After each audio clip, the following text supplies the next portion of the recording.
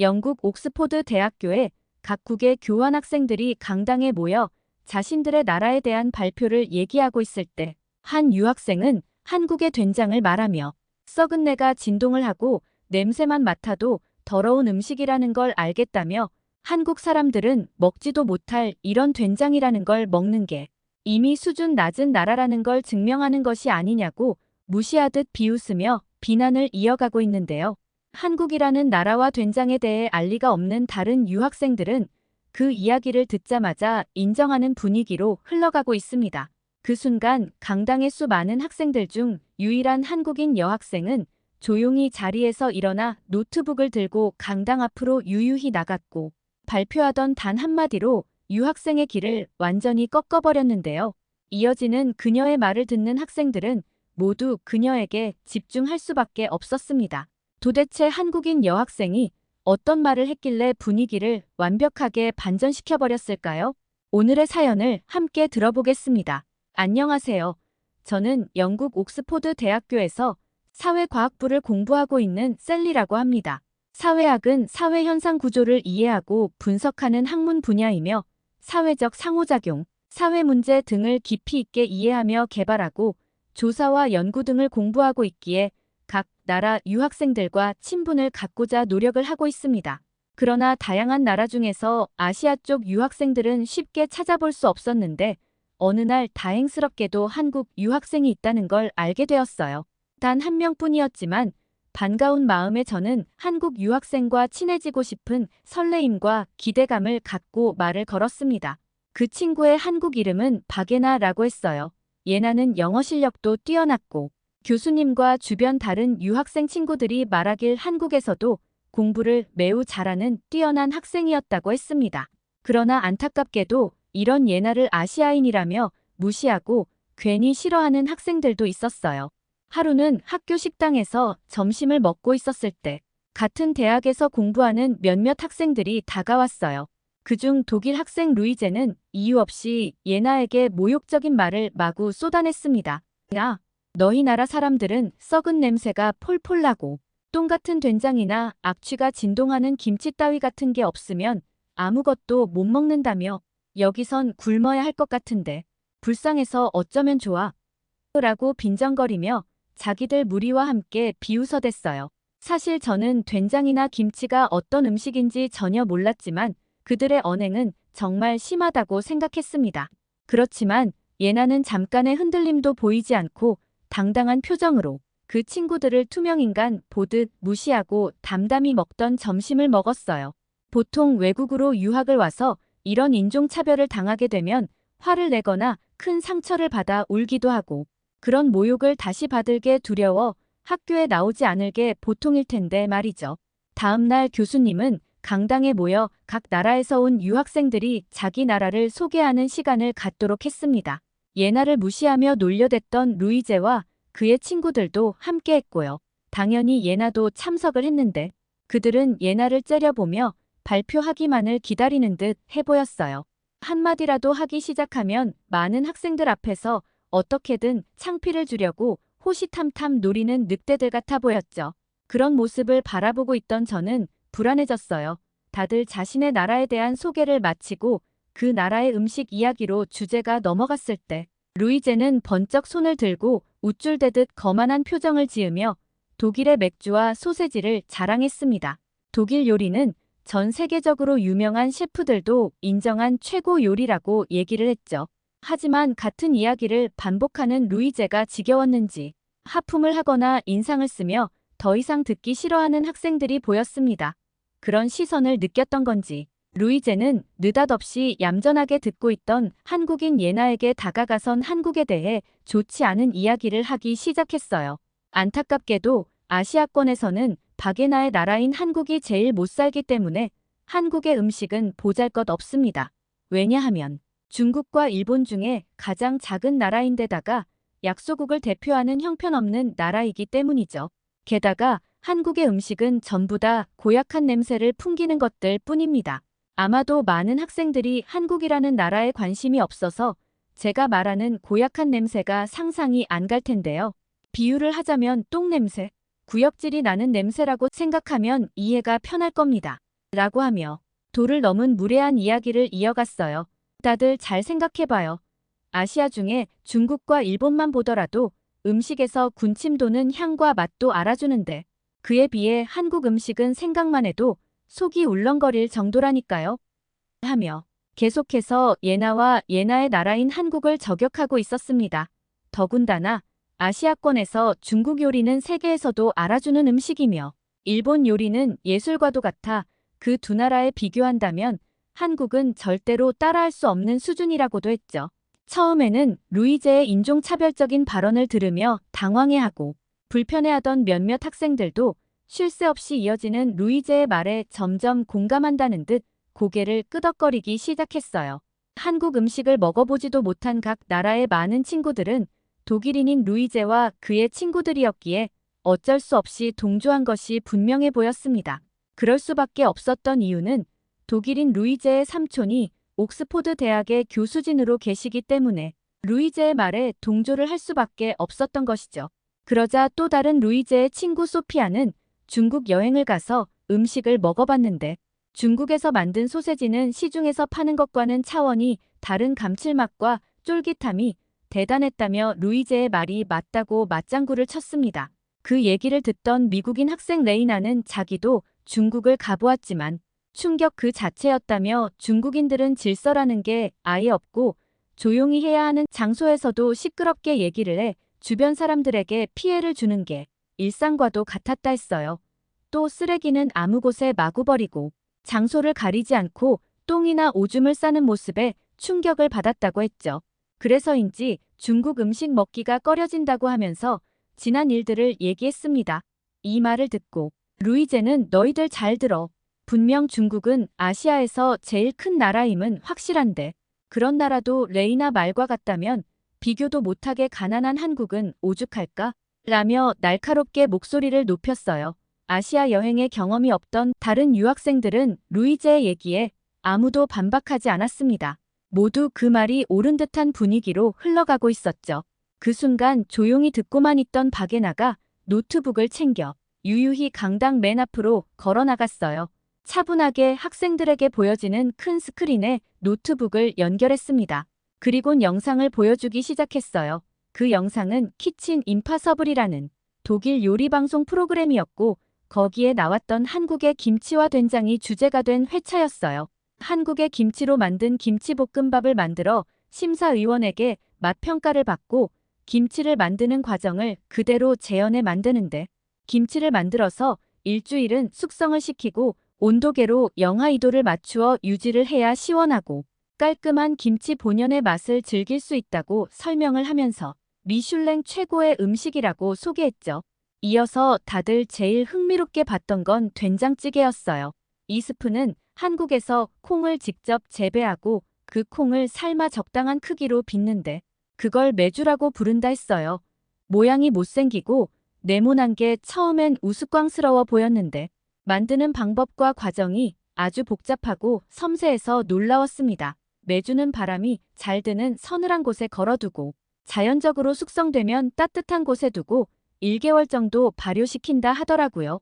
이때 곰팡이로 덮이게 되는데 이건 자연스러운 발효 과정이며 곰팡이가 핀 메주는 깨끗한 물로 씻어낸 후 메주를 작은 조각으로 부수고 나서 흙으로 만들어낸 도자기에 넣고 소금과 볏짚을 덮어준 뒤에 햇볕이 잘 드는 곳에 3개월 동안 또 한 번 발효를 시키고 발효가 끝나면 메주를 건져내고 곱게 으깨 긴 시간 동안 공들여 만들면 그게 바로 된장이 된다고 했습니다. 발효가 잘 된 된장으로 음식을 해서 먹으면 몸에 있던 나쁜 균들도 없어지고 소화도 잘 되며 음식의 맛도 훨씬 높아진다고 설명을 하더군요. 된장이 되기까지의 과정을 보면 우리들이 즐겨 먹는 치즈와도 정말 흡사했어요. 치즈 또한 오랜 시간 발효를 거치며 그 풍미와 값어치가 올라가는 재료니까요.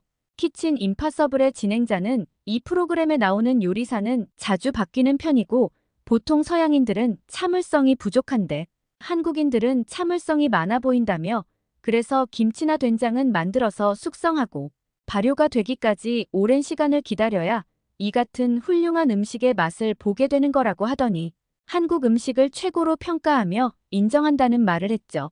각국의 유명 셰프들은 한국의 김치볶음밥과 된장찌개를 먹은 후 감탄을 자아냈고 엄지를 치켜세워 보여주며 입을 다물지 못했어요. 그 영상을 본 루이제와 친구들은 한 방 크게 얻어맞은 듯 얼굴이 빨개져 더 이상 아무 말도 하지 못하고 앉아있더군요. 그 자리에 함께 영상을 본 다른 유학생들은 김치와 된장찌개를 꼭 먹어보고 싶다 라고 박수를 치며 예나에게로 다가왔습니다. 그렇게 발표 시간이 끝나고 숙소로 들어가기 전 간단하게 먹을 것과 용품을 살 겸 마트로 향하고 있는데 레이나와 소피아가 자기들도 같이 가자고 하더라고요. 그렇게 함께 마트로 이동을 했습니다. 친구들과 쇼핑을 하고 있을 때 어디선가 소란스런 소리가 나기 시작했고 저와 친구들은 궁금함에 소리가 들리는 곳으로 가보았어요. 빵과 과자가 있는 진열대 앞에 웬 어린 여자애가 빵 한 개를 손에 움켜쥐고 울고 있었습니다. 바로 옆엔 강아지 한 마리도 낑낑거리며 짖고 있었죠. 그런데 마트 직원으로 보이는 남자 2명이 이 어린 여자애를 향해 무섭게 소리 지르며 도둑질을 하려 했다고 말하면서 경찰에 신고를 하겠다고 하는 것이었어요. 자그만 여자아이는 먹을 것이 없어서 그랬다고 하며 오래된 작고 낡은 인형 한 개를 안고 있었어요. 직원은 저런 도둑들은 혼 좀 나야 한다면서 은색 테이프를 가져와선 어린 여자아이의 몸을 빙빙 감고 있었고 주위 사람들은 그저 구경만 하며 서 있었어요. 아마도 마트 직원들의 강압적인 분위기에 무서워 나서질 못하는 것 같았죠. 그때 한국인 예나가 구경하는 사람들을 뚫고 직원들과 진지하게 얘기를 하더니 지갑에서 돈을 꺼내 계산을 했습니다. 갑작스런 예나의 행동에 저희들은 깜짝 놀랐어요.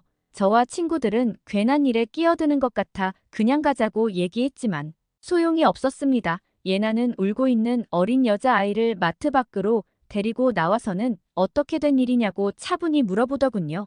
아이는 덜덜 떨며 집엔 몸이 불편한 엄마와 강아지 3마리랑 함께 살고 있는데 며칠 밥을 먹지 못해 배가 너무 고파 빵이 먹고 싶은 마음에 집어들은 것 뿐이었다고 했죠. 얼마나 울었던 건지 빨개진 눈으로 예나를 쳐다봤어요. 언니, 배가 너무 고파요. 죄송해요. 저를 경찰서에 잡아가지 말아주세요. 라고 그저 울고 있었습니다.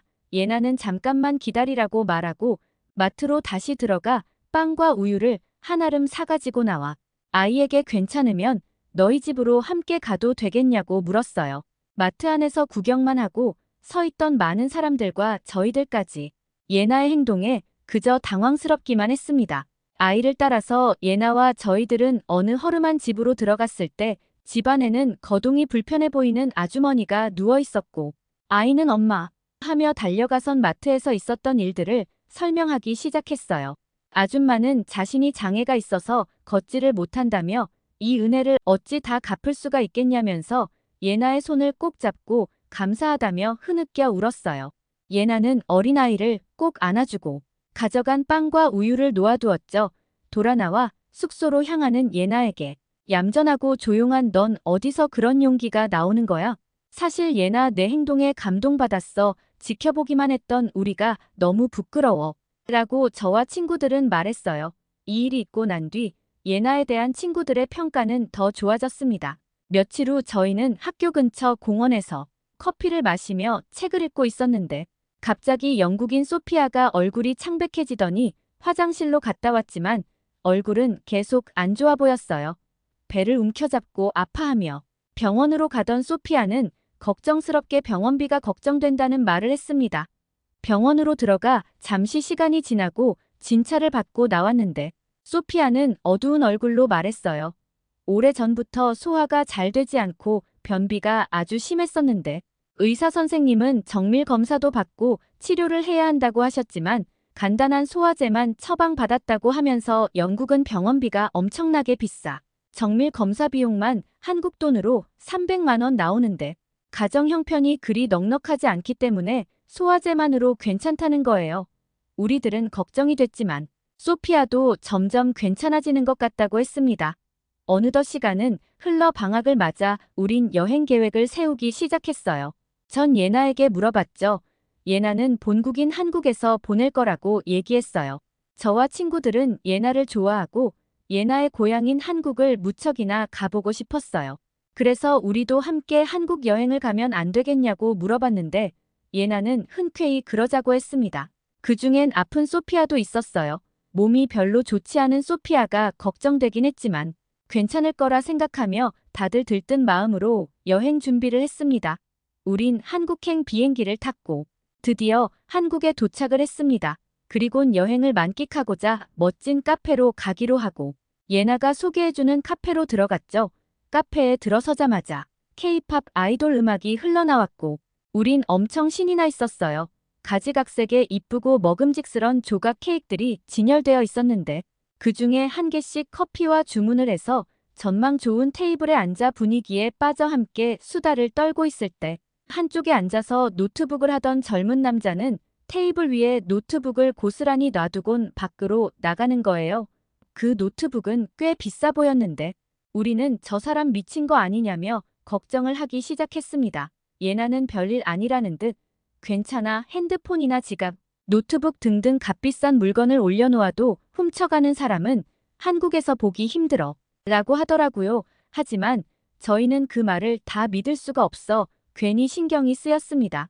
영국이었다면 누구든 곧바로 훔쳐가고도 남았을 거거든요. 저희들의 걱정과는 다르게 그 남자가 돌아올 때까지 테이블 위에 노트북은 그대로 있었고 어느 누구도 손을 대는 사람은 없었습니다. 쳐다보고 있는 우리는 다들 놀랐어요.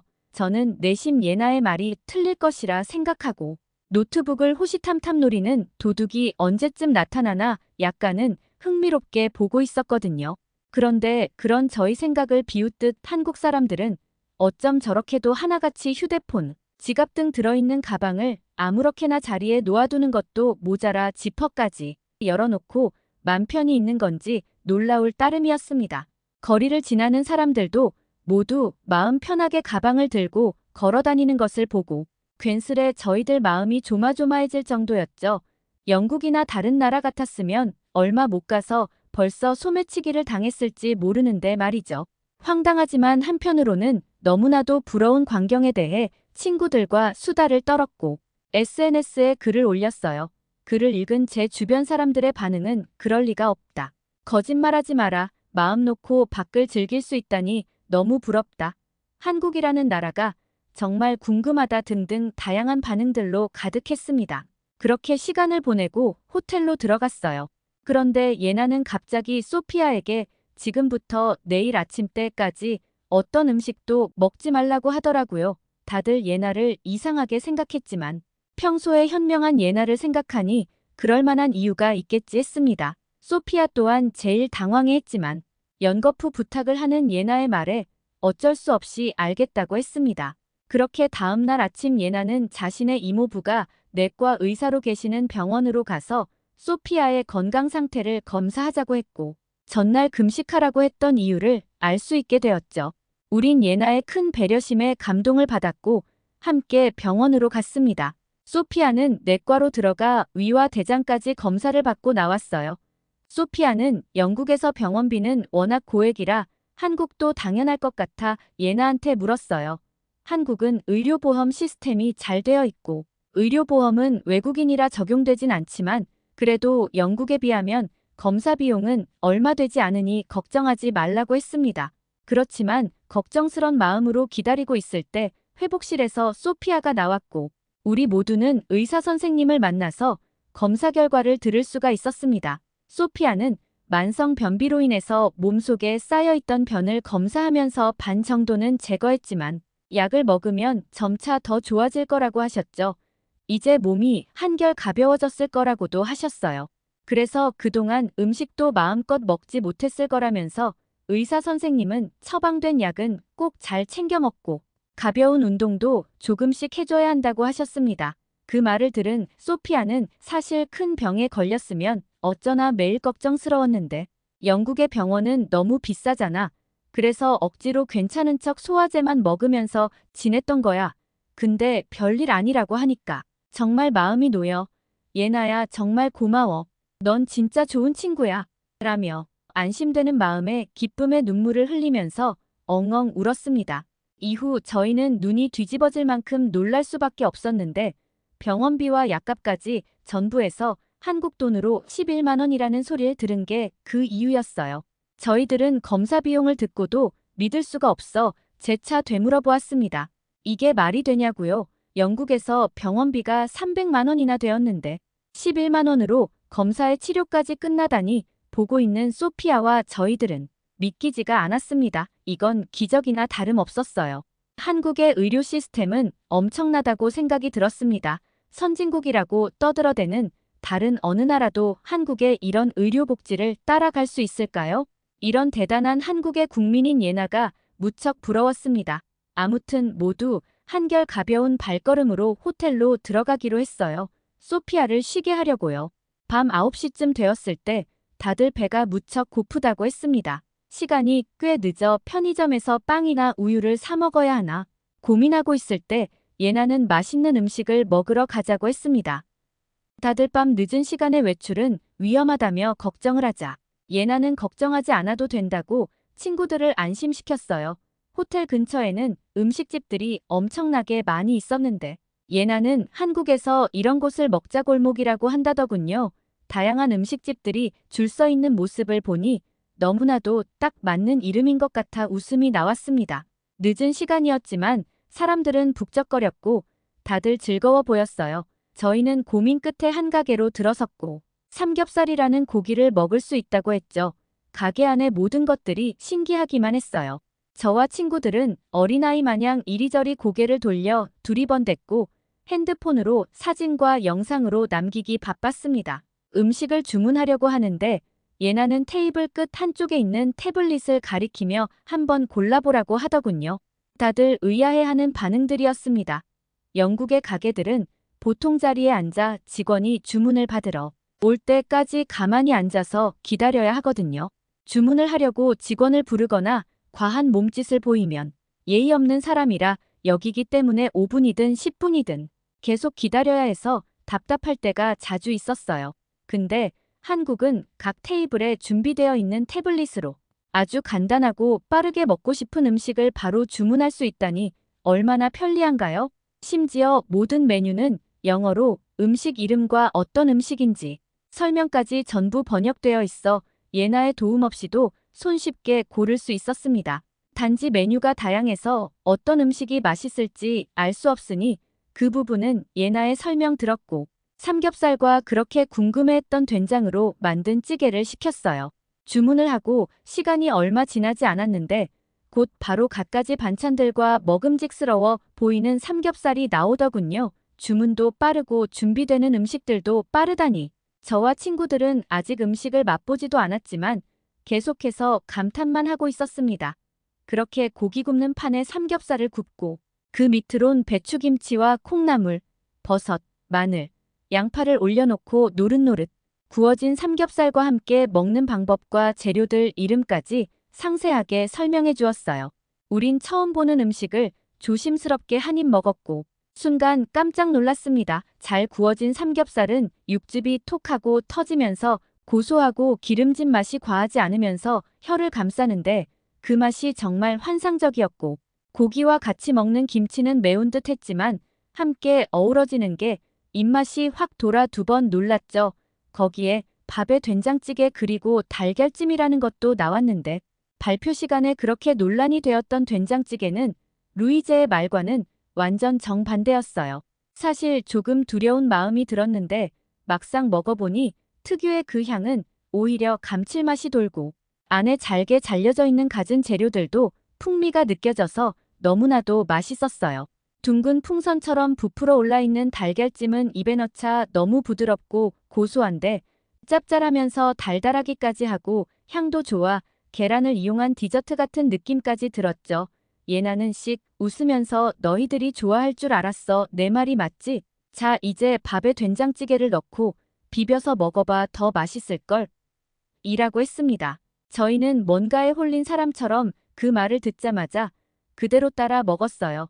음식을 먹으면 먹을수록 놀라움의 연속이었습니다. 영국의 사실 세계에서 알아주는 맛없는 음식의 나라이기도 하고 세계 각국의 음식들이 워낙에 들어와 있어 매번 기름에 절여지고 먹기에 부담스러운 메뉴들이 대부분인데 한국의 음식은 맛도 좋고 야채와 채소를 이용한 음식들이 많아 먹으면서도 건강해지는 기분이 들었어요.